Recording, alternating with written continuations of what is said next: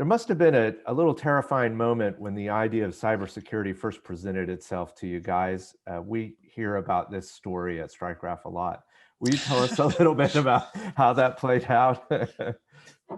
For us, what made any such moment terrifying had nothing whatsoever really to do with a concern that we weren't somehow doing it.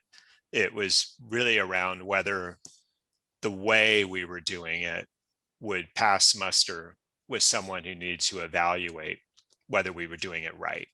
So it really was around how do we, as a small, right? I didn't say, I mean, we are small but mighty.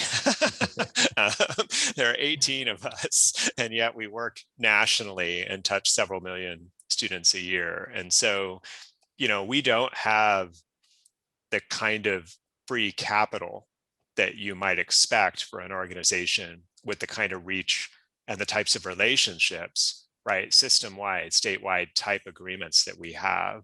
And so we have to be extremely judicious about where we spend the dollars we have. And as a nonprofit organization, in some ways, that's even harder because so much of what we want to spend and what you could say almost we're obligated to spend should be focused explicitly on mission.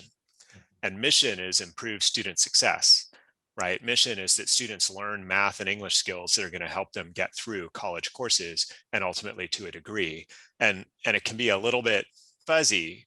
Is it really the case that spending money on additional data privacy controls, is it getting us to mission, right? Yeah.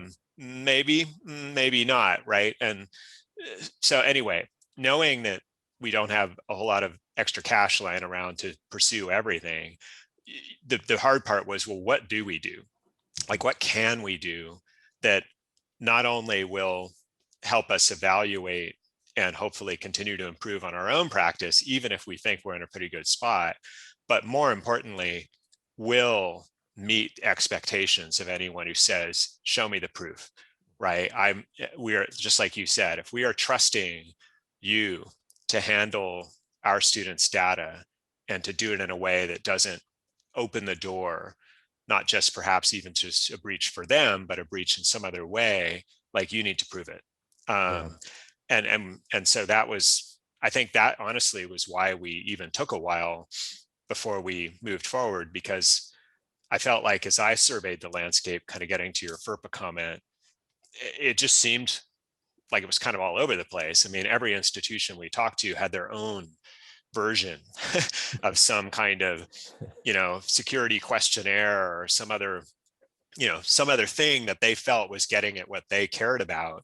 But it meant there was very little standardization, very little opportunity for us to recoup any costs we might sink by having it pay it forward to another engagement, right? It was complicated. And for us, it meant we needed to wait until we felt like we had a clear signal for someplace we could go. And in the business world, we would say, in education, we would say this is an adoption-driven decision, although in business, we'd say it's a revenue-driven decision. Right. To acquire revenue and a customer that you wanted, this was a requirement